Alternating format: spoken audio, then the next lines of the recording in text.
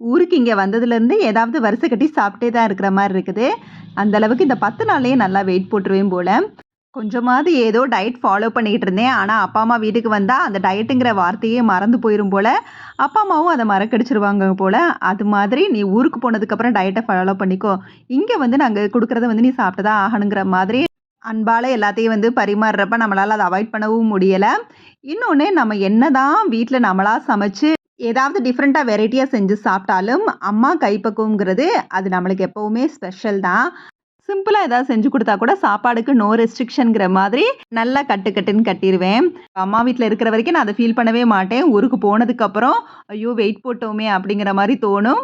திரும்பவும் ஊருக்கு போயி டயட்ட வந்து மெயின்டெயின் பண்ற மாரி இருக்கும். இது எப்பவுமே லீவ் நாள்ல வந்து நடக்கிறது தான். அடுத்த தடவ இந்த தப்ப பண்ணக்கூடாதுன்னு நெனைப்போம். பட் இருந்தாலும் அத அவாய்ட் பண்ணவே முடியாது. மாத்தணும்னு நெனைச்சாலும் மாத்தவும் முடியாது. அம்மா வீட்டுக்கு வந்தா நோ ரெஸ்ட்ரிக்ஷன்.